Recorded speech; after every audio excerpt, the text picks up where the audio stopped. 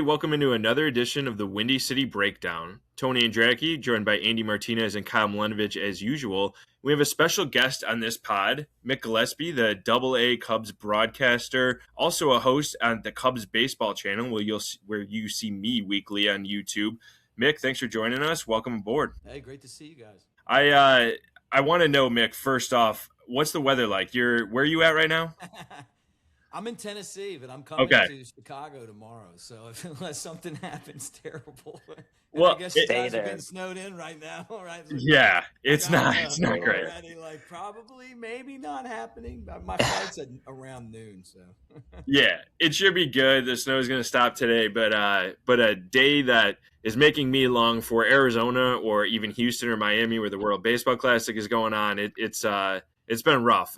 Temperature feels like single digits. It's snowing. I had to go out and shovel again, like in mid-March, right before St. Paddy's Day. Not what I wanted. So not ideal, but we're looking forward to baseball. We're just over a week away from opening day at Wrigley Field. And Mick, I'm just curious, we talk about WBC diving in, what was your reaction to the Team USA win last night? And preview coming up of this WBC final that USA is in against either Venezuela or Italy. Yeah, I love it. Well, first, I'm a big fan of the WBC. I remember talking to Tommy Lasorda about it, because they took baseball out of the Olympics, and it was kind of his baby. He used to get into that stuff, talk all about it. He loved it. His eyes would always light up. And when Mark DeRosa didn't know that we had to beat Italy, I was like, you'd be kidding me, man. Because I'm all in on this stuff. I want to watch all the games, and I love the passion that the other nations have brought to this tournament. Like when you watch Dominican and Venezuela, man, that is amazing. And Japan, knowing that everybody out in Japan's watching these games. So, and we have this is a star-led team, man. I mean, I've never cheered for Aaron Judge before. I don't really watch that much Yankees. Now I'm like, man, he's like my favorite player on the team. What? Look at this monster out here, He's like the real Casey at the bat, So I've loved it. I hope that they win one more game and win it, and for DeRosa too, because he is such a great guy. It would if they don't win it all, we're just gonna remember him not knowing, even though it didn't turn out to even matter at all, I'm curious because I've had this discussion with Kyle and Tony off air, but if they don't win it, is he the manager at the next WBC? Do you think they bring him back, or do you go fresh look? How do you? I know we're looking too much into the future, but kind of what are your thoughts there? Yeah, look, I'll tell you this: he shouldn't have managed in the first place. He's a TV guy, and I would have rather had Joe Madden. I mean, that's my all-time favorite skipper, right?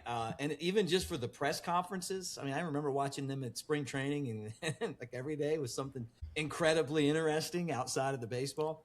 But he's a great baseball guy. There's a lot of these guys that could have been in that spot that would have taken this very seriously. And Rossi would have been a good manager. I get it. Hey, man, we're going to have this guy talking about us on TV, but don't do it like that anymore. Go out and get somebody that's qualified for the job. So even if they win, I hope that he just sticks on TV. Yeah, one thing that I feel like has been a little weird is when DeRosa moves PCA to left field instead of center. I don't know if there's analytics or, whatever kind of goes behind it. But I was going to – sorry to interrupt. So I saw online, and I haven't seen that this isn't confirmed, and maybe I should have done a little bit more research. But, I guess the Twins said that Byron Buxton can only play center field or DH when he's on the team. So I think that might be part of it. Again, interesting. I've not fully double checked that, but that might be a reason. That's a lot of covering ground, though. You got two guys that just scoot to the ball, and both guys. I've seen both guys play a lot. That first step quickness. I remember when people were like, "Hey, look, Byron Buxton plays center field like Willie Mays. This is him coming up as a young player." And then I watched Pete Crow-Armstrong, and I'm like, the amount of the amount of anticipation he has on every single fly ball, how seriously he takes batting practice. He always reminded me of Sam Fold, who wasn't as talented athletically, but was really smart in that way that he could kind of just, hey, the ball's in the air, I'm going to run to where the ball is. And you add that that Javi Baez-ness that that I call him Hollywood Pete that brings to the table. I love both of those guys. It's really good. This USA team has so many great players on it. I love them. Mick, when you talk about PCA, I mean, obviously you broadcast a lot of his games when he was in Double A. Do you have a favorite PCA story, whether it's, something he did on the field, interaction you guys had off it, or just something you witnessed during your guys' time sharing the field together? Yeah, I caught one of the scout told me before he got there, like, we got this guy, and he made this joke about him, like, kind of just this Hollywood, Pete Crow-Armstrong or something like that. And then I saw him, and I'm like, hey, he is Hollywood Pete, not just because his parents are from out there in L.A. and they're doing the movies. Like, he's just Hollywood. I mean, the guy just there wasn't a bat that he had in a game. Bases loaded, 16 pitches, and he hit a grand slam. I don't know if I'll ever see that. Okay, 16 pitch at bat, hits a grand slam at the end of it. There was a game where, and this is another, like, nobody will ever do this again thing. He's bases are loaded, 1 out. Guy grounds the ball to, I don't know, like, slowly grounds the ball to second base, and Pete scores from second. The ball never left the infield. They got the out at second. They didn't even throw to first, and he just scored. I mean, think about that. Like, it's like little league stuff, because I was talking to the Cubs base coach, Doug DeCenza. Remember him? He used to play for the Cubs. Oh, yeah. I said, this guy's got X-ray vision, man. I mean, like, the anticipation that he has on dirt balls, like balls that get around the plate. And when he first got to the big leagues, there was always this little hesitation, like that first year when he was with Rossi. Like, I didn't see it, and he really surprised me that he was kind of overwhelmed a little bit. It felt like, kind of, when it comes to, like, some of the things that he needed to do to be, to be the player that he is. And now all of that stuff's in play, So, and then personally, I like him. I mean, when I started the Cubs baseball channel on YouTube, he came and did an interview. He did an interview with me, and a lot of these guys don't do any interview. He did an interview, and I thought that was just super cool of him too. So I really pull for him. He's one of my favorite players. I love the Javi Baez, probably my favorite all-time Smokey, him and Chris Bryant. And then Pete always reminded me of Javi. I just like the way that those guys kind of play the game. So I wish you could have, I don't know how many guys you could have like Pete Crow-Armstrong on the team, because that's a big personality, but I'm glad he's a Cub. I'm curious, like, for people, I always tell people this, like, when you go and watch a game, that's when you can actually appreciate Pete Crow-Armstrong's defensive greatness in center field, because, like, you see it on TV and it's just like, oh, he's just under the ball, like it's a routine fly ball. But, like, you saw it at the AA level when he was already highly touted as, like, this guy's a Gold Glove defensive center fielder in AA, and now he's doing it. Just how fun is it to watch him play defense? Because you don't appreciate it on TV. That's just something you can't appreciate on a screen. Yeah, the fun part for me has been covering it as a broadcaster of the AA team he played for, and then doing the YouTube shows every day. And when he gets to the big leagues, like me telling everybody and comments not believing, and then me, like, taking a hit when he wasn't playing well. I'm like, I'm telling you guys, like, it's the reason I figured out Sam Fold was such a great player is the pitchers told me. They were like, he wasn't Pete Crow-Armstrong. He's still one of my all-time favorite guys that have been around the game. It doesn't surprise me. He's like a front office guy now. He's so smart. But they were like, hey, when he's out there, my ERA is a lot lower. And my thoughts on Pete when he got to the big leagues are he slams his helmet. He acts childish sometimes. He's a super competitor. Some of the things he does are going to backfire. He's going to try to do something and it's not going to work. Veterans probably at first aren't really going to be like that stuff. But the pitchers are going to be like, when he's out there and he does some of the magic, they're going to be like, hey, leave this guy alone. He's saving our ass right now. And then I think that's kind of, now we all know. And you're right. JD, when I would talk to him about baseball, he would be like, he would be like, some of these guys dive and they don't need to dive. And he can't, he's a pitcher, he's like, they're going to give up at a base. You know how it is. Like, hey, that looks acrobatic. He could have done it standing, right? And Pete's one of those guys that's like, he's going to catch those balls standing. He's going to get the ball where it needs to go to. He's not going to dive. But when he dives and you look at, like, the percentage chance which is one of the really cool things that analytics have brought to the game. You're like, man, the guy had like a 30% probability to make this catch, or 25%, or there's some plays he makes that no one can make in the game. And I think that's what makes him special. And then when he was with the Smokies in the minor leagues, yeah, he won the defensive, like the platinum glove, out of everybody, which is incredible. I got to present him with his gold glove on the field that he had won the year before, and that was pretty cool. It's funny you just talk about him diving, and I think back to a moment. I think if it was Andy, you'll know what I'm talking about right away. If it was last year or the year before, but he dove and he was so far from a ball in center field at Wrigley. And Kyle, I can't remember if it's something that you tweeted out from Marquee, Kyle, or like Cubs tweeted, whatever it was. Somebody printed out like just a photo on a sheet of paper of how far PCA was from the ball, and that like Allstate, like you're gonna have to be quicker than that or whatever. You're gonna have to like dive further than that, like that kind of thing.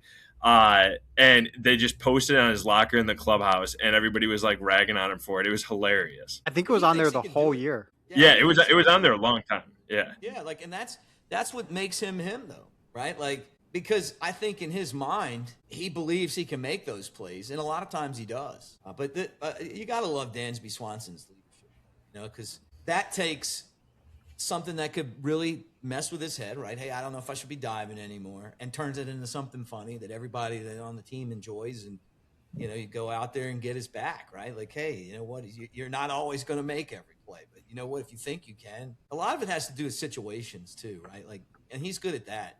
If you do that and it's a tie game in the ninth, and then you end up giving up an extra base, it's different than if it's a 5-run game and like you're way ahead or you're way behind. But I love that about him. And Javi Baez was the exact same way too. Oh yeah, just do the same stuff and make a lot of them. It was Kyle just sent offline, but it was Dansby, and it was May of last year. Dansby trolled PCA and had the photo in his locker. So yeah, that was good stuff. It was a lot of fun. I appreciated that. Like Pete had some fun with it too. But switching gears here, Mick, we talk about another guy that you just saw in Tennessee not too long ago, Matt Shaw. He's had a little bit of an up and down MLB career so far. Making his debut last year, going down to the minors and stuff for a bit, coming back up, and then really having a strong second half. But then Cubs go out and sign Alex Bregman, and they don't trade Nico Hoerner, and now Shaw is kind of left in this super utility role. Nico is a free agent at the end of the season. Bregman signed for 5 years. Where do you kind of see, Mick, just like Shaw's trajectory from here? Is he going to be the second baseman of the Cubs next year? Is this the year that he's going to play like 5 or 6 different positions and just kind of get in there when he can? Like, where do you see this playing out for Shaw in like the short and medium and long term? Yeah, it's a good question, because I thought that there's a chance they were going to trade him. I thought Boston was kind of needing an infielder, and he's from that area. And I thought last year there were moments where you saw what he could potentially be at the major league level. Then there was others where he struggled too, but he never struggled to me in the field, and he never struggled with playing the game. Sometimes it felt like, especially at the beginning, that there were some things that he was going to have to improve on, right? Like his bat speed and change the leg kick and all that stuff. By the start of the second half of the season, there was a stretch where he was like the best hitter on the team. And that's pretty crazy when you talk about Kyle Tucker and Pete Crow-Armstrong and Seiya Suzuki. And is he athletic enough to go and play some outfield? I mean, if Seiya Suzuki's hurt for a long time, or somebody else is, you might need him to do that. He's been practicing that. I don't know if the Cubs are going to sign Nico Hoerner. I know that the fans want them to, and I think that Nico is everything that we thought he could be besides the power. And I think I was on the Score talking about Nico, like before he got to the big leagues. And the last conversation I had with Nico before he went up, I was like, this reminds me of Rhino a little bit. Like he was shortstop. They were going to put him at second. He's kind of like it's just the way that he moves, but squaring up the ball, I just thought that eventually the line drives would turn into home runs, and they really haven't. Like, he doesn't really have the for whatever reason, the ball doesn't jump off of his bat, but he gets a lot of hits. And a jump off the bat as in, like, what you needed to go out of the park. But doesn't mean he's a terrible player. He's actually really good. Like, great defensively, runs the bases well. He's so solid, right? He's a really good hitter with men in scoring position. He's a guy you want up in a big spot. There's some guys on the team like Dansby. Every time he's up in a big spot, I'm like, all right, out number one. Like, I just don't have any confidence in him in those big moments, right? And I think you got to have those guys. Like, when I see Nico coming up, I'm like, hey, you know what, this guy. And I hope that changes, by the way, with Dansby, because I don't need home runs every time. And I think that part of it is his approach. Like, hey, I'm not going to be, hitting a ton of home runs, but you know what? I'm just going to put the ball in play and barrel it up and get some hits and get on base. So will they re-sign him? I just don't know. I got a feeling that they have a value that they're willing to spend, and I think that teams like San Francisco are going to want him more. And then that puts you in this spot with Shaw, right? So Shaw's like your insurance policy for second base. And if somebody were to get hurt, I was talking to Jody Davis about this on our podcast that we on Sunday, and I was like, tell me about like what Shaw's going through right now mentally, because he's showing up and they gave his job away, and he's like, well, for me it was Keith Moreland. They go out and get GM's telling everybody he's our catcher. He said Keith Moreland showed up to spring training and told him, hey, they're going to find a spot for me. You're going to be the catcher. He was like, but he already thought, hey, I'm going to win this job anyway. I'm going to go out there and play really hard. And it looks like Shaw's kind of had a very good spring, like just hitting the ball, seeing it well. And I know it's just spring training. He is, I think, potentially, I've seen him play second and shortstop and third, just like you guys have. I think he does them all really well. I'm curious to see what he looks like in the outfield, but he's a good enough athlete to do that. My guess would be he's the second baseman next year. I just had to handicap it right now. I could see the Cubs not re-signing Nico if the value, if Nico has a big year and the value goes up. I don't think that's too crazy either. I want to get to some fun short hitting questions with you or segments that we do. I'm curious, who's your most who's the under the radar player that you're keeping an eye on this season for the Cubs in 2026? I love these kind of questions because I don't know how under the radar Moises Ballesteros is anymore, but it's him. I mean, I've talked about this before on my channel. He's a man without a position right now. He's got to get better at catching, because if they could ever make him a catcher, like a real catcher, like, hey, I'm behind the plate, blocking the ball, calling pitches, throwing out base runners and doing all that stuff, the bat is just there.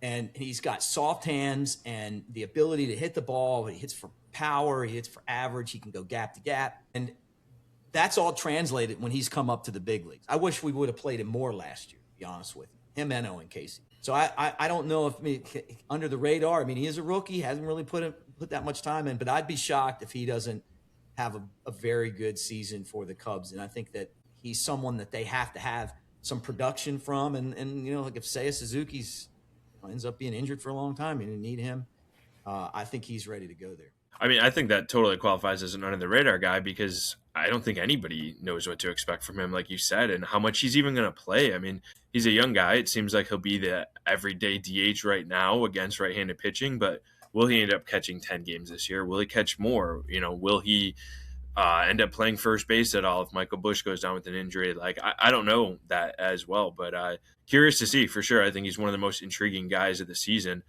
Mick, for you, who or what will be the biggest surprise of the Cubs 2026 season? Could be Matt Shaw.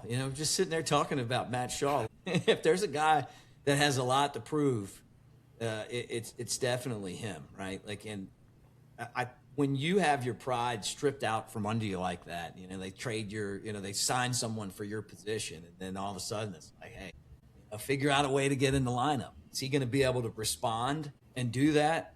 So he definitely is. And then, last year it would have been Cade Horton for me. I'm such a big believer in him. On the pitching staff, it feels like Daniel Palencia is kind of at that star role now. Like he's finally figured out like his powers. Like, cause I felt like it was like there was a show called Greatest American Hero that used to be on. It was like, you guys remember this show? Probably not. It was like, I don't know. He put on like this, he found this Superman like cape thing. He could fly and fight, but he didn't really know how to use it. And that's how Palencia was before. And then I was always like, God, this guy could be a really, really dominant closer. and now he is. I really feel like he's there. So I think that from that vantage point, who would be? I feel like I got to throw a pitcher in here that I'm looking for a big year out of. It'd be funny to say Tyrone after the way he's pitched this spring, right? But he was coming on at the end of last year. Yeah, I mean, yeah, right. Those playoff starts, like he was the only guy they could count on to make a playoff start after the first one from Matthew Boyd. I mean, Tyone saved their season basically twice in the postseason. There, And I thought, man, and I was just watching the way that things were going. I felt like the Cubs really wanted to figure out a way to have Zach Gallen, and I just a gut feeling. I saw the Diamondback scouting the minor league players a lot at the deadline last year. I think that they look at him and go, man, this guy still has what it takes, and they love the buy low, and sell high guys. He could have been that, but they didn't get him, and because it just didn't make sense. And I think Tyone, you look at the rest of the staff, like, is Boyd really going to come back and have the season that he had last year, right? Like, chances are he's going to get hurt, right? And I think that's why Jed Hoyer's like, it keeps me up at night. Then you start looking through. Edward Cabrera last year got 130-some innings, but that's the most he's ever thrown. Mostly been about 100. Now, he's been awesome this spring. Dominant, right?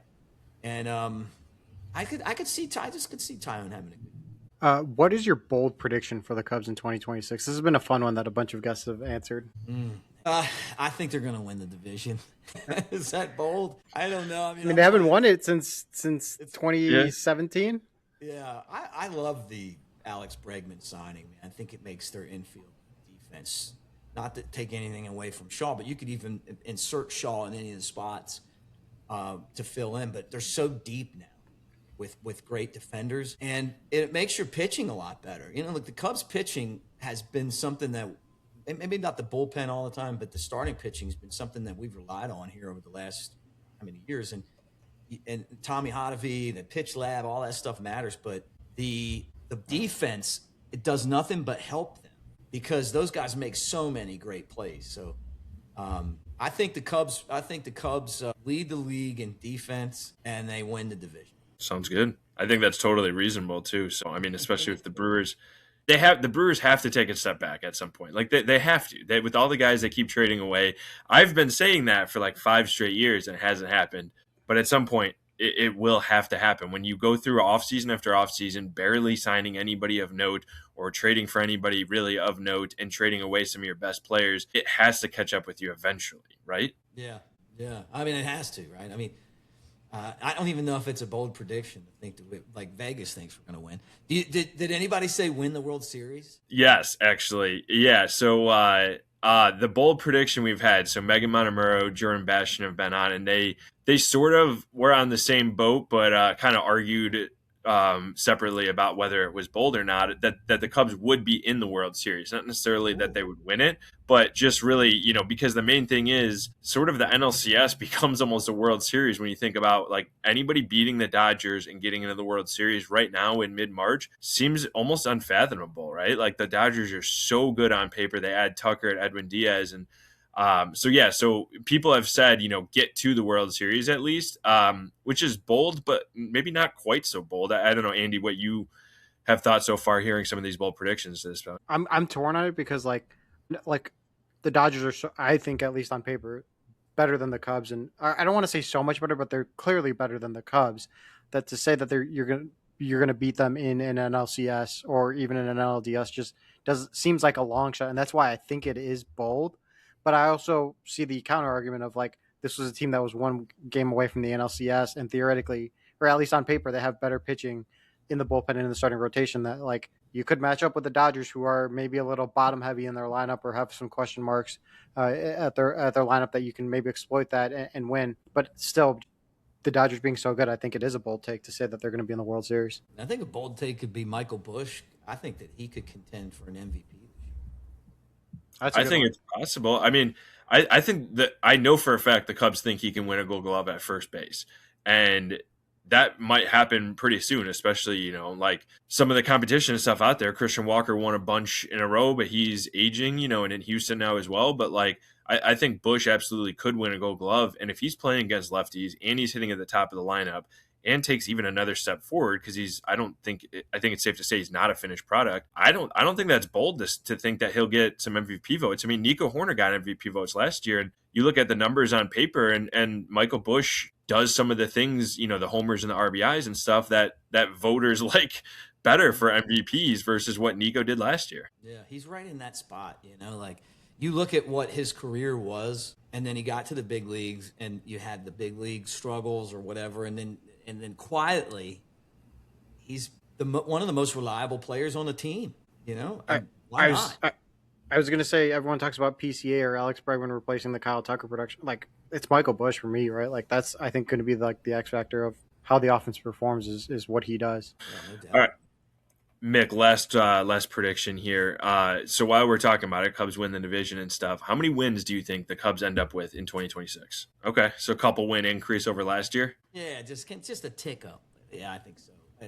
So much of that depends on how many teams are in the mix, right? Because you pick up so many of those wins at the end of the year when the Pirates are trading all their guys away, or the Reds are, I love that the Cardinals are going to stink this year. Yeah. It's better than looking at them on paper, and I'm like, oh my God, look at this lineup. They always seem to find guys. It just feels like there's going to be some wins there. Last season, who saw the Cubs getting out to such a great start? Remember, you looked at the schedule and it was like, man, they got to play all these tough teams, and they hung in there with them. But the reason why I think this team's going to win more games is the starting rotation is solid, man. I mean, it's not like top heavy, right? This isn't Pryor and Wood, right? This isn't Arrieta and Lester, but when you talk about just 1 through 5, and then Steele when he gets back, and then having Hassad and Ray, it's a really deep group of starting pitchers, and that's how you really stack wins is starting pitching. No, for sure. And I think they've just gone out and added so much depth. And we talk about, whether guys like Ballesteros or Shaw take the next step. This team doesn't even need them to, right? There's always things that happen, and there's injuries and stuff. And we're never quite sure, like you said, are the Cardinals just going to be so terrible that the Cubs beat up on them and, go 10-3 or whatever against them this year? Or are they going to be a little bit better than that? There's a lot to kind of figure out. And, 92 wins, 94 wins is still a really good number, wondering whether the Cubs are going to get to the 98 to 100 category. That's hard to predict, because you just can't think of injuries and stuff. So, it'll be a really interesting season for sure. We're going to take a quick break here on the Windy City Breakdown podcast. Mick, thanks so much for stopping by. I'm sure we'll have you on, shortly into the season, and, get some of your takes after a couple of weeks of the first Cubs season. Hey, anytime, guys. Love the podcast, and keep it going. Cool. Thanks, Mick. All right, welcome back into the Windy City Breakdown podcast. Tony Andracki, Andy Martinez, Kyle Milanovic. We're going to let Kyle talk in this segment, we decided, after he didn't get a word in the first one. He did try to get a word in, to be fair, but I interrupted him. So, Kyle, welcome on. Any quick thoughts or anything after our Mick interview? No, I have no thoughts. You guys can just run the show. I'll just sit here and take notes the whole time. People who are only listening are probably just didn't even know he was on the podcast. On YouTube, I was on the podcast the whole time. I took notes, but granted, you know what? I'm on mute. I mute myself the whole time. I have my thumb over the unmute button once or twice, and it just got slapped away virtually by you guys. It's like, shut up, sit there, take the notes, and just be quiet, which is fine. Yeah, sounds good. We put Kyle in his place for sure. Exactly. All right, well, Kyle, we're gonna get your thoughts on all of this stuff coming up. We got a couple Cubs things to talk about, or one Cubs thing, one Bears thing, and then a little bit of all sports we're gonna chat through before the end of this episode.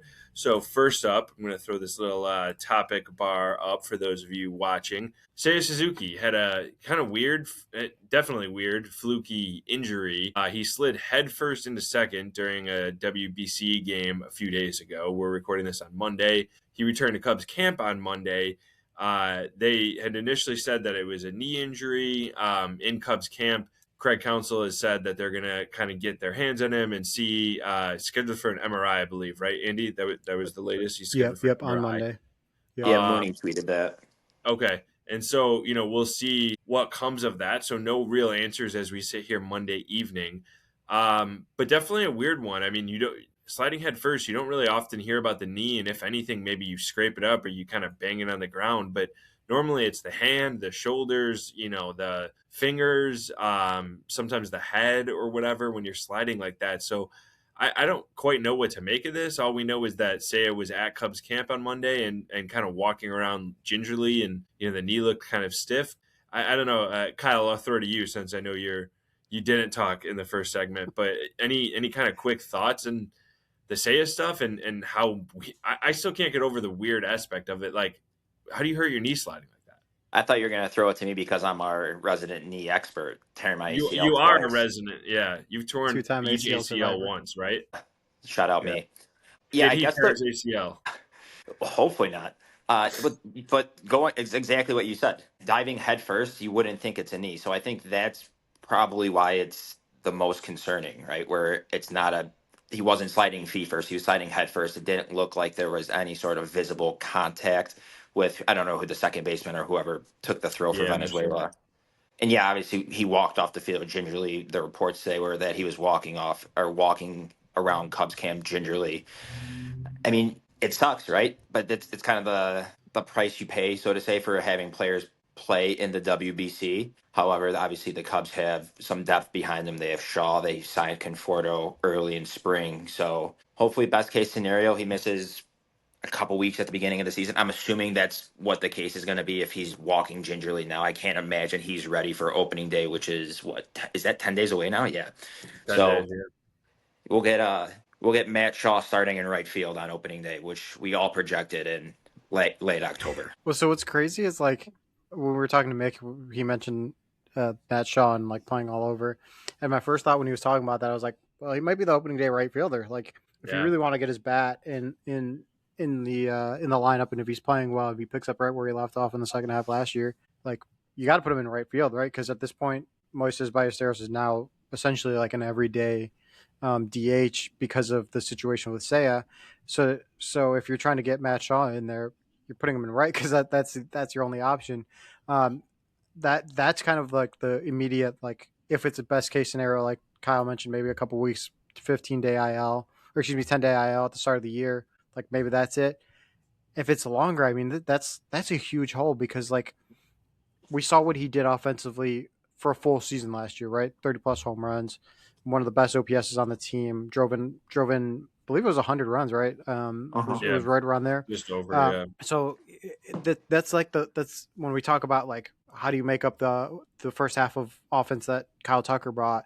You're eating a big chunk of it when you remove Seiya Suzuki from that lineup, and if it's for an extended period of time, like now you start talking about like, okay, yes, your depth is good, but it's supposed to cover like, oh, this guy's on the 10-day IL. Oh, this guy's is going to be out a couple days while he's banged up for months. Now the rest of your depth gets worrisome, right? Like what happens if PCA struggles or if he's hurt?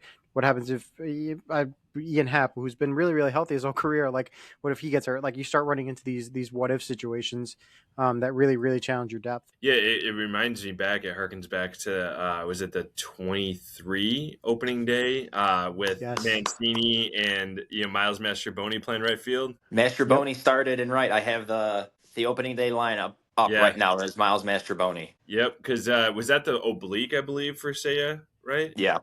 Because it was because he hurt right before he the hurt it WBC. and couldn't play in the WBC, and they had his jersey up. That was kind of like the B version of when the White Sox had Eloy's jersey up and acted almost like he had died. But Japan did it, and I felt like a good way, kind of honoring Seiya, not being able to partake in the WBC. But yeah, that's right. So each WBC year now, Seiya has been hurt. One because of the WBC, and the other happened before the World Baseball Classic started. But this is what has me. It was one of my first thoughts was thinking back to Mastrobuoni starting in right field and then Mancini playing a bunch of right when he really wasn't moving well even at first base. So that didn't go well, and at least the Cubs have a better kind of plan behind it. I think Shaw, I agree with you, Andy, is that I think Matt Shaw is going to play some right, obviously a position he is very inexperienced at, but you have guys like Michael Conforto. I think Conforto is on the team now pretty much regardless. I think we all had felt that way before. Sahadev said it last week as well, but I think this all but clinches it. And I think Dylan Carlson's very likely on the team as well. And, he's a guy who's played mostly center in his career, but obviously much easier to kind of shift over to right and play some of that a little easier than it would be for Matt Shaw. So, yeah, I mean, possible they have to piece things together for the first series of the season, first few series. I don't know, and we'll find out. Possibly by the time you're listening to this, we have more information off of the MRI and the Cubs release stuff. But definitely just a weird injury overall. I don't know what to kind of make of it, and the fact that it's hard to think about because we don't know at all what it is. Did he tweak it when he went for the slide? Like, we have very little information about really what had happened, other than like what Kyle said. He's walking around gingerly, and that, I also agree, Kyle, with the point of 10 days from now. I cannot see him going from where he was at on Monday and a couple days ago hurting it to playing and being ready opening day. Just, to me, it seems pretty unlikely. Even if he is ready, I can't see the Cubs pushing it, right? Like, why push? Right. If he's ready, like, you're gonna say, hey, take a couple days. Like, let's make sure you're 100%. Like, yes, obviously there's a pop and circumstance of opening day, but like, there's no reason to risk it in this situation. You don't want it to linger. Yeah. Right. The one quick thing I wanted to mention too, and I don't think this is like a great comparison necessarily, but 2023, but like why it's always so important. I think back to that opening day, and Kyle, you can correct me, but there was a play, I can't remember if it was Mastroboni or Mancini, to right field, where it was like an easy fly ball, or easier fly ball that was not caught, and it led to a run, and the Brewers ended up winning by a run, I believe. And they lose that game. And if you go back 2023, they missed the playoffs by one game, right? You catch that ball, you win that game, you're in the playoffs. Who knows what happens?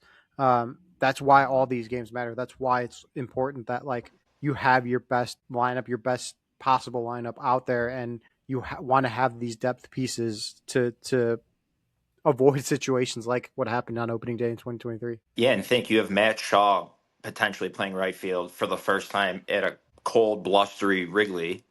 I mean, there's a lot of potential there for fuck ups. 100%. Like, I mean, how many times have we seen like an April game or a September game where it's like, oh, that ball's crushed, or oh, that ball's lost in the wind by an outfielder because he's never played at Wrigley Field. Like, it just happens all time. Yep. Well, we'll see. I actually am really curious now to see if it will be Shaw on opening day in right field, or if it's Conforto or Carlson or something. I was just like, do you guys? I'm curious, like, if it's a longer term thing. I was thinking about this, like, kind of as we were having the conversation. Does Kevin Alcantara maybe become more of an interesting option, right? Like, it's a top prospect who, like, the reason why he'd be going down to AAA is because he's not going to have every day at bats. But if suddenly Seiya is out for an extended period of time, theoretically, there's a pathway to where he provides great defense. Like, we know how good his defense is. And I know I've talked to people where it's like I remember talking to people when PCA and Kevin Alcantara were prospects, and they're saying Kevin Alcantara would be the top center field prospect on every team, almost every team, but he just has PCA in front of him. Like, that optimizes your defense, and maybe you let him figure it out with the bat a little bit with a right-handed hitter, which all those guys that are NRI guys are all left-handed hitters. Yeah, I think that is a very realistic possibility. Yeah, I don't know. I mean, I think it would depend on how long Seiya was out. If it's a couple days, maybe they don't worry about that and make that move. But if it is an extended period, even a week or two, then I think that's very realistic. I think the thing with Alcantara is, if you're going to bring him up, you're going to play him almost every day, which means then that 100%. Shaw is either not getting every day at bats, or Conforto isn't, or Shaw is getting mostly every day at bats elsewhere in a super utility role, like we talked about before. So to me, it seems a little. It seems like shot. It could come at the expense of Shaw, but it would definitely make a lot more sense for the example you brought up of, like, at least you have the defense, and you know that Shota Minaga is a fly ball pitcher, and he's out there at a cold, blustery, windy Wrigley Field, that you have a guy who is used to catching fly balls out there. That I think they would lean more towards, like, the veterans, the Confortos, the Dylan Carlsons, like that kind of stuff. The who's the other guy in camp? McCormick. McCormick too. Either of those two guys. I think it might make it more likely that one of them makes it, but then you talk about 40-man moves and all of that. So there's a lot at play here, but the Alcantara thing's interesting. I hadn't thought about that before. Yeah, I mean, I agree. It's probably like if Seiya's out for like on the 60-day IL type of thing, and if you really value defense. And if, I mean, he's hitting like 280, he's got like a little under 700 OPS in spring, like Alcantara does. Like, if you think that that is maybe just scratching the surface type of thing, I think that's kind of the situation that I was leaning at. If Say is on the 60-day IL, I almost have to think that they're going to just play whoever has the hot hand at the plate, right? If it's Shaw's hitting well, or if it's Alcantara or Conforto, any of those guys, it's just going to, I think they'll probably take the offense over the defense at that point, correct? See, my counter argument would be that their lineup is theoretically deep enough that you go for the defense with, especially with the really? pitchers that I don't know. That's kind of that was my first gut reaction. Well, no, you're right, though. I mean, this isn't where Seiya is. Yeah, obviously he's one of your top 3 hitters, top 4 hitters in the lineup, but he's not. You're right. They do have the depth behind him where if he has to I, miss time, he has to miss time, and you could focus potentially more on the defensive side than you have to on the offensive side. Because at the end of the day, you're not replacing that offense with anyone internally. Like, unless Conforto hits his 99th percentile type performance, and goes back to who he was, like, you're not replicating that offense. So how do you try and improve the team? You probably go defense. That's what I would think. I would actually I would argue maybe even a little differently. Of Seiya has been such a hot and cold player over his time that, like, I don't even think it has to be 99th percentile outcome from Conforto. I think it could very easily be like a 50th or 60th percentile outcome. Basically the guy Conforto has been his whole career except for last year in LA. That's fair. That is basically about what Seiya's production has been. But I think more specifically, like, there's the potential that it actually adds a level of consistency that we haven't seen from Seiya, frankly, so far in his first 4 years in the big leagues. Like, he's had really good stretches. I mean, he had 85, 87 RBI by the All-Star break, only knocked in like 17 to 18 more runs after that. Over a full 2+ months, like he has had incredible months and great hot stretches, but he also has had like 4 weeks, 6 weeks where he is cold and in some cases ice cold to the point where he's gotten benched before, so I could almost see a guy like Conforto sort of raising the floor of the offense, but lowering the ceiling at the same time.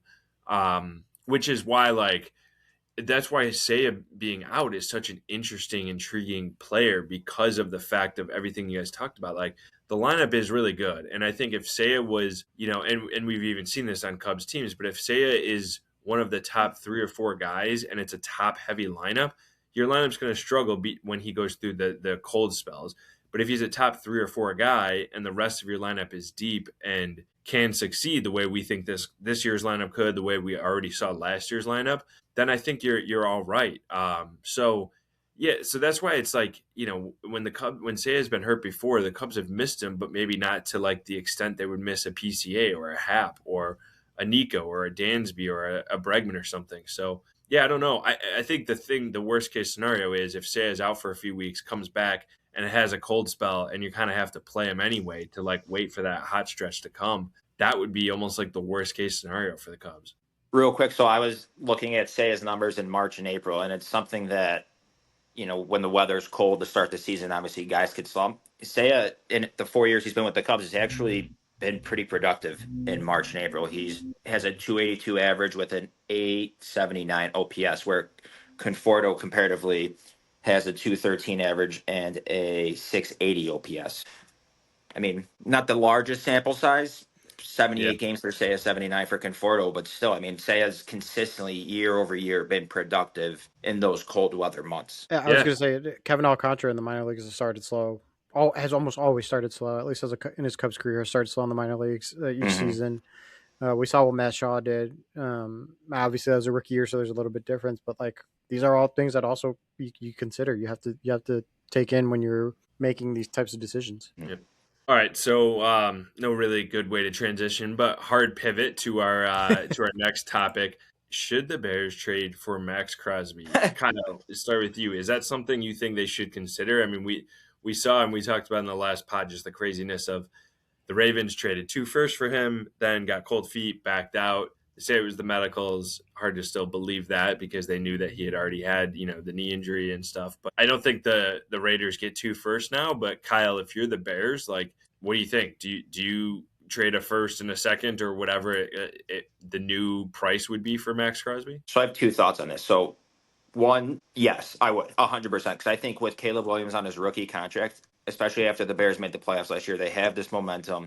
Again, we've talked about the NFL salary cap. I don't think if anybody tells you they know how it works, they're lying to you dead in the face, right? Like I have no idea how it works. So let's just say the Bears will somehow restructure his contract. They'd have the cap space. I think if it is the price is a first and a second, I don't know how you pass that up. Secondly, I think he stays with the Raiders. He had that tweet where I don't know exactly what he said, but it was the Undertaker gif. It was like the perfect time to use it, but it was like Raider Nation, forget the past, I'm back. I mean, think the Raiders signed all these guys. They signed, I think, Kobe Dean, Nolan Smith. They have a bunch of guys on their defense that they signed and they're really revamped. So if you're Max Crosby, you're coming back. You left for 5 days and you came back and you have a brand new house essentially behind you. So if I'm him, I'm like, yeah, maybe I'll stay. I mean, I don't know. Obviously, I don't know how their offense is going to be with assuming they take Mendoza. Going back to the Bears, if I'm the Bears, I don't know how you would pass up. If that's the price, a first and a second, sign me up. Fuck, I'd still do 2 firsts. It's future me problem. Well, I was gonna say, like, the thing is, like, with the medicals, it's like if it's like baseball, it's like it's all team opinionated, right? Like, so the Bears doctors, the Bears medical staff could look at it and be like, hey, like, yeah, there's some red flags. We don't think, or we think that this could be the worst case scenario, and then therefore Ryan Poles, excuse me, wrong Ryan. They could say, oh, all right, it's worth the risk, right? Like we've seen it in the past, right? Where deals fall at the deals fall apart at the medical stage. Carlos Correa is like the perfect example in baseball. That maybe that the Bears see it and think like 2 firsts is so worth it because of this. Going to your point, Kyle, like if I'm the Raiders and if they are going Fernando Mendoza and they believe he's their guy and they believe he is the guy, they're getting him on a rookie contract, right? Like they're getting exactly him, like you're in that. It's the same thing, right? Like you've revamped your defense. You're essentially adding quote unquote Max Crosby, but you're adding with a guy that theoretically, if you're drafting him 1-1, like you believe he's a franchise altering quarterback. You believe he's going to be the guy that can help you lead to the promised land, and you want an elite pass rusher to supplement that defense. Yeah, I don't know whether the Bears should or not. I agree with you, Kyle. If it's a first and a second, I probably would. I think that it's definitely worrisome that Crosby's 29. He'll need a new contract, which will eat into the salary cap a ton, and obviously some scary medicals, at least for one team. The only thing I feel like I really know for sure coming out of this is the Bears shouldn't make any deals with the Ravens because the Ravens might back out 5 days later. I mean, eventually teams will do deals with the Ravens because they'll meet the asking price for certain trades and stuff. But I just find this whole thing to be so weird from their end. And I feel like we haven't heard the whole story still of like what happened to make them decide or realize, like what that they want to back out. But I also feel like from the other aspect of if you're the Raiders, how do you trade Crosby, even if you're going to trade him? How do you trade him before the NFL draft now? Like, you sort of kind of have to wait until April's draft, and it's basically like 6 weeks from now or 5 weeks from now. And you kind of have to wait and then trade for some 2027, 2028 draft picks and see where things go. And if that's the case, like maybe the Bears are in an even better spot to trade first and second, because who knows, next year they might have the 32nd pick in the first round, and and like that's where they're looking at. So I don't fully know what to make of this, like, but I'm definitely less like all in on go get Max Crosby than I was before, because I'm also just kind of curious like what possibly cropped up where the Ravens were like, nah, let's not do that, and then let's go sign Trey Hendrickson. They claimed they wanted both guys. I don't know. Go ahead, Kyle. Yeah, that's fake. They did. I mean, that has to be a bold-faced lie. Oh, I agree with you. I have a question for you guys. Do you think, specifically in the NFL, teams overvalue first-round picks? Andy, you could go first. I don't think – I don't want to say this. I don't think they overvalue them. I just think some teams are better at identifying talent that makes other teams overvalue them, right? Like, I think back to Ryan Pace, right? I'm using the right Ryan in this situation. Had to say it twice to make sure it was right. Not necessarily great drafts, right? Exactly. Not the greatest talent evaluator, the greatest draft picks history with the Bears. A first round pick under his regime is not the same as a Ryan Poles first round pick. And I know the sample size is the same, but like that's what I'm getting at is I think the value of the first round pick is still really, really high. But I think if it just depends on how the organization was run in terms of evaluating and developing talent. Mm-hmm. Tone, what do you think? I think that everybody, it's just human nature to be like sort of obsessed with the unknown. Yeah. And so I think that there's it's the grass is always greener kind of paradox, but also just like, I think back to that Family Guy skit. It's one of my favorites, and it's like, you knew like what's behind door number 3 or whatever. What's in the box? Like, you have a boat, and Peter Griffin's on this game show, and he has like a boat. And is it a box or a door? I can't remember. It's a box. It's a box. It's a box, and Well, he's the box like, could be a boat. there's a mystery box. Yeah, it could be anything. It could even be a boat. And it's like that was one of the best Family Guy skits, and it's always stuck with me because that is the way that humans live their lives often. Is like, oh my god, like that could be the most amazing thing in the world, even though this very amazing thing is like staring themselves in the face. Like, I would kill for a boat. That would be awesome.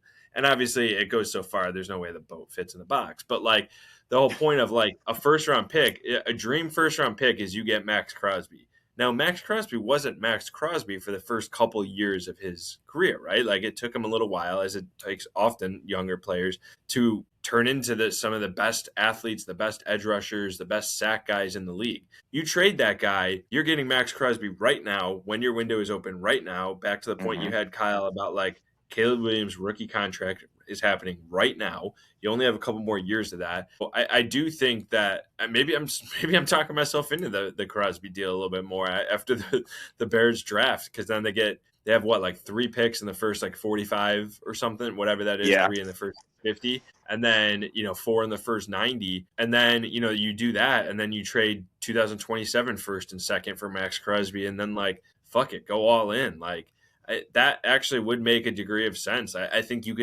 do that, and you're legitimately a true Super Bowl contender. Maybe not the contender, but a Super Bowl contender. Whereas the best case scenario, you're hoping that you draft an edge rusher that eventually gets to Max Crosby's level, and obviously just the chances of that happening, whether you're Ryan Poles or Ryan Pace or Ryan whoever, you're just like, it's such a low likelihood that you're going Ryan Terrio, yeah.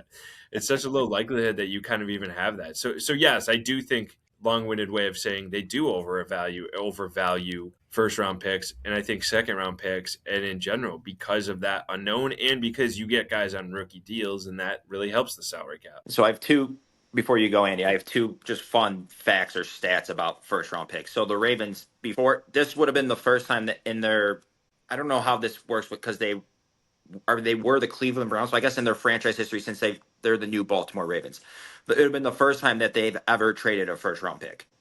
That's crazy. So like the Ravens as a franchise obviously clearly value first round picks. On the flip side, since 2016, the Rams have only kept their first round pick once. Yeah. In 2024, they selected Jared Verse. So they are on the opposite end of that. And obviously those are 2, very successful franchises, right? The Rams in NFC, the Ravens in the AFC. So, obviously there's more than one way to skin a cat, but it just... Hey, you got that one right. You're right. You did. Yeah. If there's one I needed to get right, it was that one. Yes, there are many ways you could have messed that one up, but Kyle is famous for his idioms and turns of phrases. Yeah, I just mix them up. I combine them. It's all right. It happens. I just had to mention that you mentioned the Family Guy skit, and one of my favorite arguments I like seeing amongst Cubs Twitter fans is the fans who like to point out like when Zaire Hope is like a top 50 prospect and has like a 3 home run game, and they're like, look, they traded away Zaire Hope, and it's like, yeah, you know what Zaire Hope could become?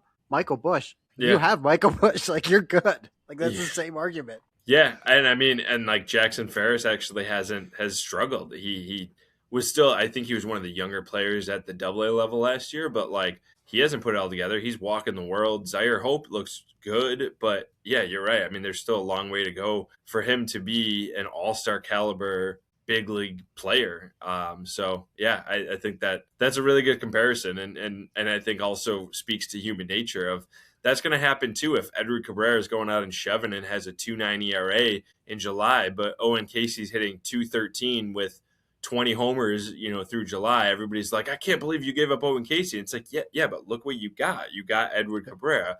Even if Cabrera is pitching pretty well, a 3.9 instead of a 2.9, I think you would take that deal and be happy with it.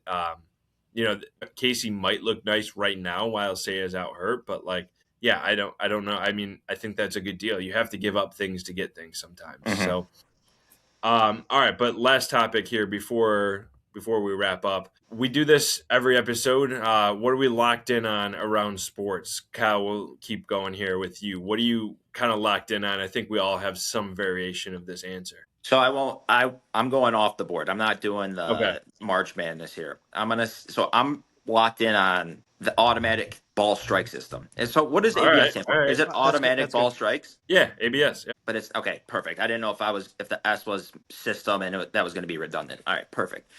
So Actually, yeah. No, No, I it's think automatic ball strike system. Yeah. Not automatic ball system. No, Yeah. but that's funny. Why is it not ABSS? that's kind of what I was thinking. No, Yeah. here, I don't know. I didn't name it. This is something that I'll have let what me Tony's having. let me put ABS this thought on hold for a sec.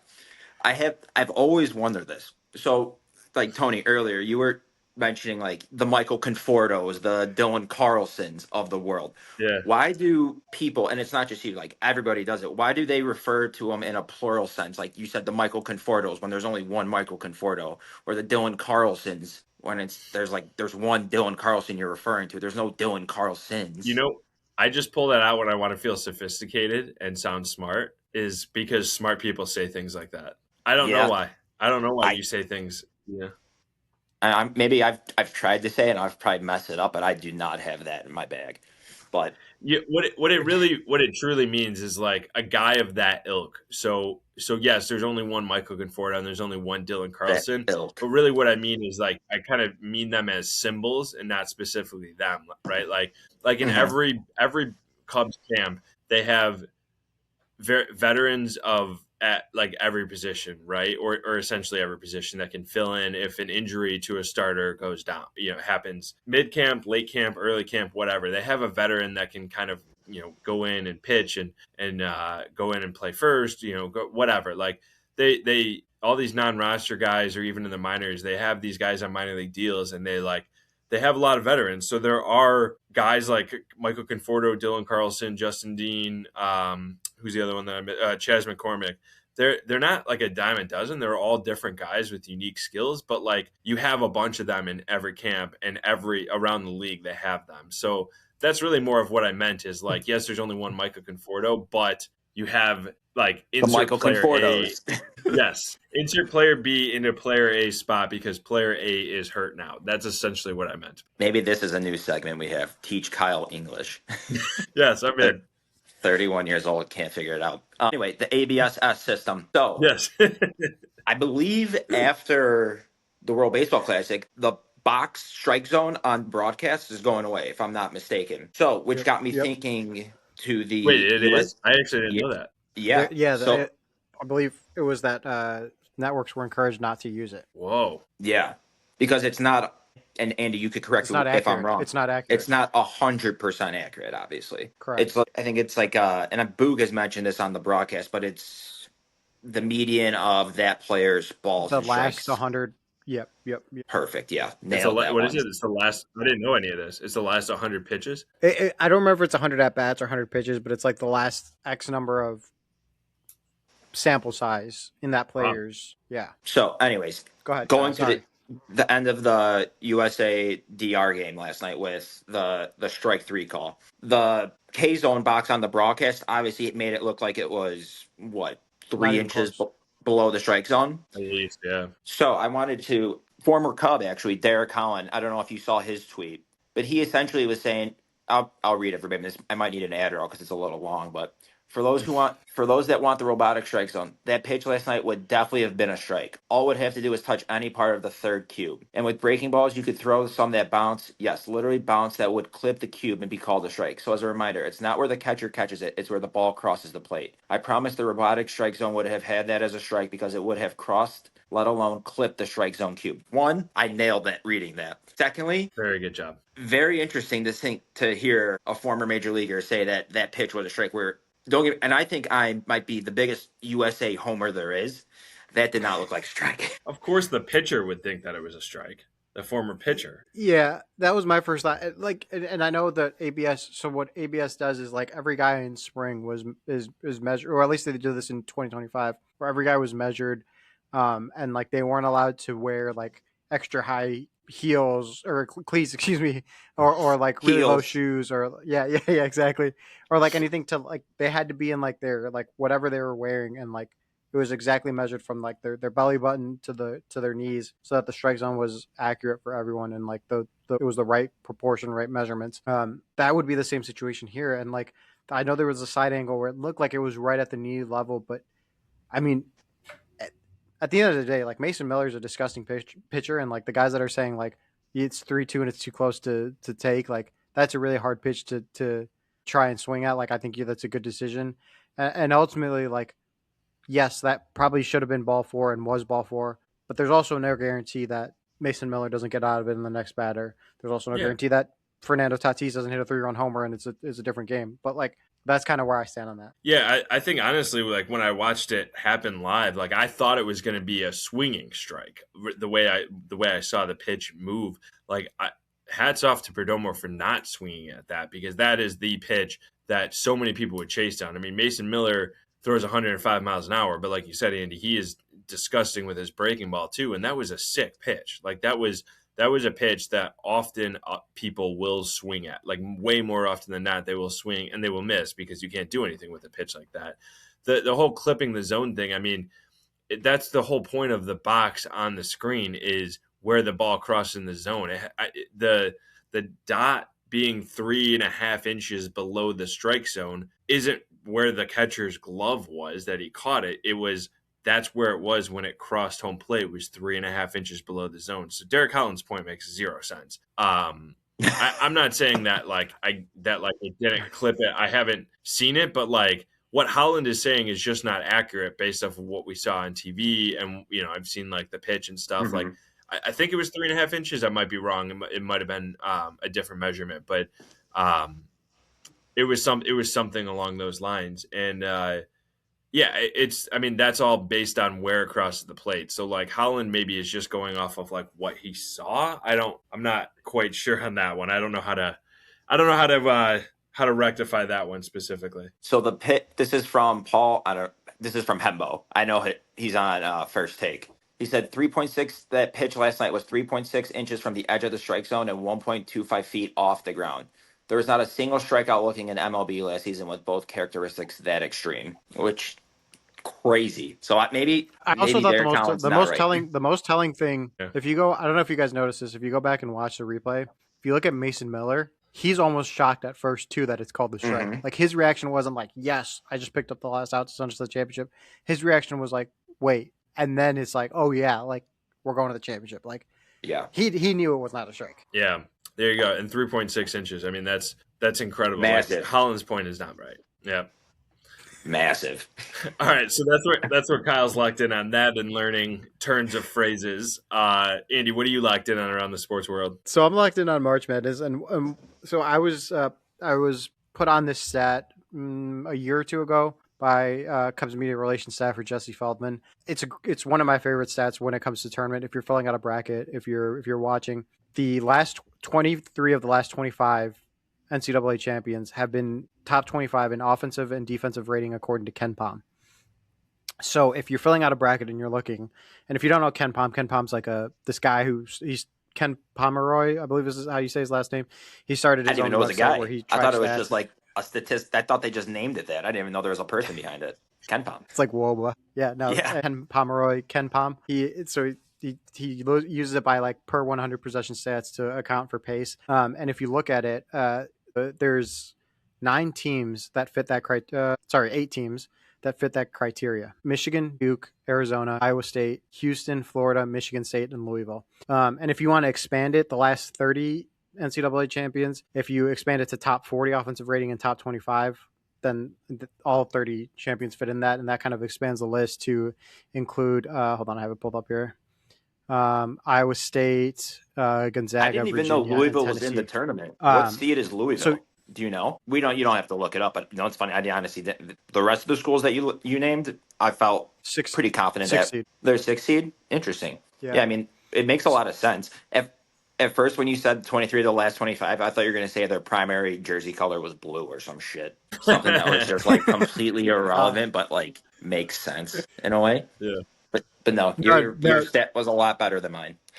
no. So like those are the 8 teams that I'm looking at as like um, teams that can win it all and can make a run. So if you're filling out a bracket and you want to make six seed Louisville a team that makes a run, there's your pick. Or if you want them losing in the first round to USF, you do you. Nice. That's what I'm cool. watching. I'm gonna go back and list all of those teams and look up Ken Pom. Did you know who Ken Pom or what Ken Pom was before this conversation? Yeah, I've heard of Ken Pom, and Okay. I knew it was a guy. I did not know his full last name, and it's just college basketball, right? Or does he do other stuff? Yeah, it's just college basketball. I only knew it for college basketball. All right, what I'm kind of keeping an eye on is I just think March, and specifically the second half of March, is really like the best time of the year in sports. I love it. WBC this year makes it extra fun, but I watched essentially zero college basketball during the regular season, and I get into tournament time, and I love it. I mean, it's so much fun. It's such a unique tournament and style compared to anything else we've seen. Like I said, we have the World Baseball Classic. MLB roster crunches are coming down. I'm so curious. I'm even locked in on the Tigers to see if Kevin McGonigal makes the opening day roster or not. Like, is Connor Griffin going to make it for the Pirates? I think he probably is less likely, but like McGonigal could. I'm just like locked in on that. I love looking up lineups on opening day and like what they're going to be. I'm a huge nerd when it comes to that kind of stuff. Like MLB opening day is one of my favorite days of the year. It's a holiday for sure. And then, I love fantasy baseball drafts. I'm only in 6 leagues this year, which I feel sad about. I had 2 drafts yesterday. I was drafting during almost the entire USA game. And I was done, and I felt like a level of sadness because I'm like, I need another draft to get going here. And so it's my favorite time of year. I just love this. I love everything that March has to bring because it's like the end of the college basketball season, but it's like starting anew with the baseball season. It's awesome. If anyone wants to start a Windy City Breakdown fantasy baseball league, we can start one for you, Tony. Okay. We need more than the 3 of us, though. Yeah. We'll ask all the guests that are on that most of them I know do not play fantasy baseball. Yes. There you go. I was also going to say, you forgot World Cup qualifying elimination games, playoff games. I did at the end of the month. I knew you had those circled at the end of the month. I did not forget that. No. Actually, fun fact, I was looking up. I mean, who were the teams? It was Venezuela and somebody else. It was the DR that actually qualified for the Olympics during the WBC, which I found fascinating. Yeah, Venezuela and the Dominican So it was the top 2 America's teams that weren't not including the U.S. qualified for the Olympics. That's awesome. That's fascinating. I was looking up the Olympics. It's less than a week. The baseball tournament in the Olympics is less. I think it's 6 games. Yeah, it's crazy. Yeah. It's not like pool. It's not like hockey at all with like a bunch of pool play or anything. It is from I think it's a Friday to a Thursday. Yep. It's like 7 days total that they play. I'm curious if they did that to try and maximize the ability that they use MLB players. I mean, I think it certainly, especially the way this WBC tournament is going, I think they're trending towards using MLB players. And I think because it's also in July, it's pushed up. I mean, most Summer Olympics have been held in August. It is. I don't know how that's going to work. Different topic for a different pod for a different time. And people obviously much smarter than us are going to make that decision. But yeah, I'm really curious. I think MLB players will play in the Olympics for sure. But that'll do it for this edition of the Windy City Breakdown. For Kyle and Andy and Mick earlier in the pod, I'm Tony. Thanks as always for tuning in, and check us out on YouTube, Spotify, Apple Podcasts, or wherever you get your podcasts.